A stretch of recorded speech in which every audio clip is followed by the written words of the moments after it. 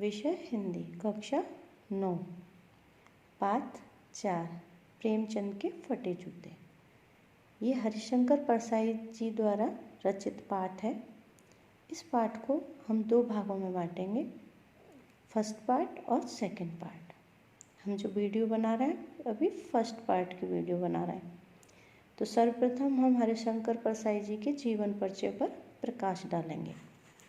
हरिशंकर परसाई जी का जन्म सन 1922 में मध्य प्रदेश के होशंगाबाद जिले के जमानी गांव में हुआ।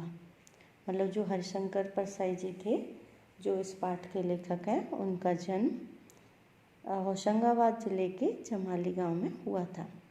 नागपुर विश्वविद्यालय से एमए करने के बाद कुछ दिनों तक अध्यापन किया। मतलब जब उन्होंने एमए कर ली तो उसके बाद उन्होंने क्या किया, टीचिंग मतलब पढ़ाया, अध्यापन कार्य किया। सन 1945 से स्वतंत्र लेखन करने लगे। मतलब उन्होंने अपने आप लिखना शुरू कर दिया, मतलब स्वतंत्र रूप से जो उनकी इच्छा होती थी वही वो लिखते थे।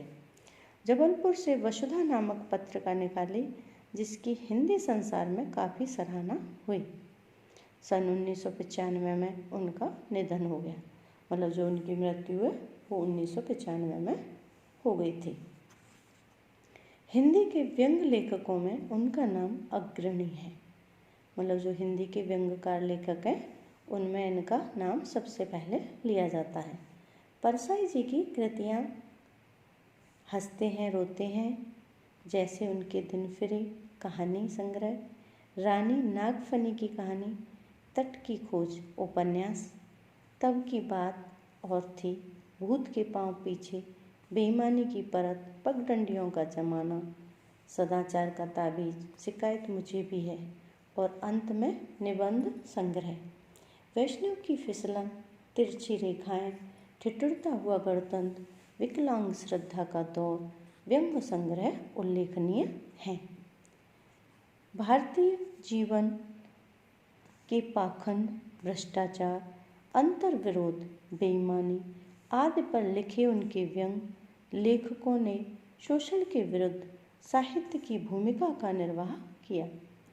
उनका व्यंग्य लेखन परिवर्तन की चेतना पैदा करता है।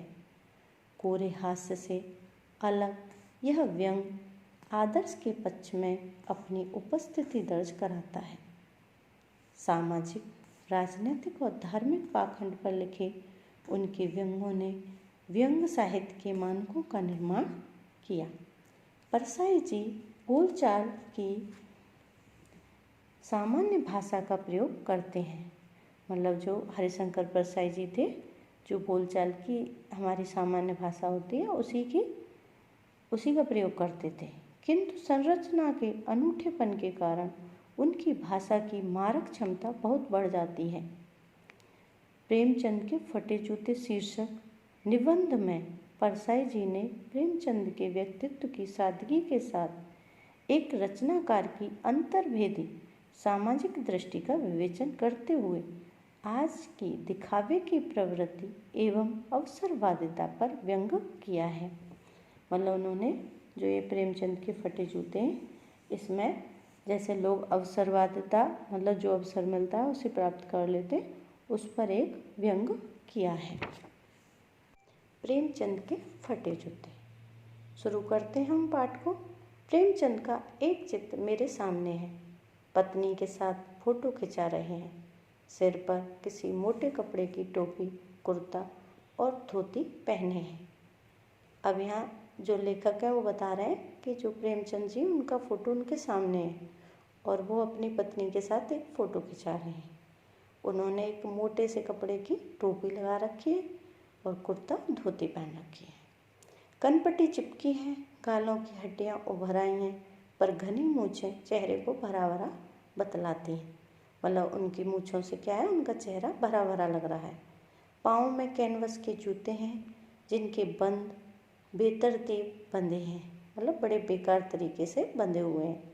लापरवाही से उपयोग करने पर बंद के सिरों पर की लोहे की पतरी निकल जाती है और छेदों में बंद डालने में परेशानी होती है। तब बंद कैसे भी कस लिए जाते हैं। दाहिने पाँव का जूता ठीक है, मगर बाएं जूते में बड़ा छेद हो गया है, जिसमें से अंगुली बाहर निकल आई है। मतलब उन्होंने जो जूते पहन रखे हैं वो कैनवस के हैं और उन्होंने बड़े अजीब तरीके से उन्हें बांध रखा है, लेखक बता रहा है। लेकिन उनमें से क्या है, एक जूता उनका फटा हुआ है और उनमें से उसकी उंगली बाहर निकल रही है। मेरी दृष्टि इस जूते पर अटक गई है। सोचता हूँ फ़ोटो खिंचाने की अगर यह पोशाक है तो पहनने की कैसी होगी। नहीं, इस आदमी की अलग अलग पोशाकें नहीं होंगी। इसमें पोशाकें बदलने का गुण नहीं है। यह जैसा है वैसा ही फ़ोटो में खिंच जाता है।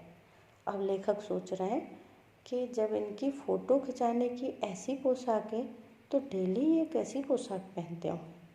लेकिन फिर वो सोच रहे हैं कि नहीं, ये दो तरह की पोशाकें नहीं रख सकते, ये जैसे हैं वैसे ही फ़ोटो खिंचा लेते होंगे।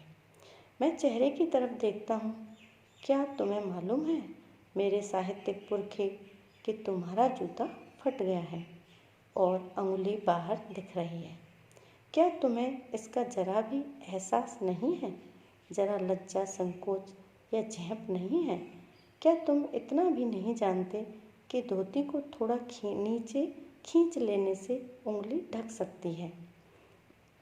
अब लेखक सोच रहे हैं, क्या तुम ये काम नहीं कर सकते थे? थोड़ा सा धोती नीचे कर लेते तो वो उंगली ढक जाती। मगर फिर भी तुम्हारे चेहरे पर बड़ी बेपरवाही बड़ा विश्वास है। फोटोग्राफर ने जब रेडी प्लीज़ कहा होगा, तब परंपरा के अनुसार तुमने मुस्कान लाने की कोशिश की होगी। दर्द के गहरे कुएं के तल में कहीं पड़ी मुस्कान को धीरे धीरे खींचकर ऊपर निकाल रहे होंगे कि बीच में ही क्लिक करके फोटोग्राफर ने थैंक यू कह दिया होगा। विचित्र है यह अधूरी मुस्कान। यह मुस्कान नहीं, इसमें उपहास है, व्यंग है।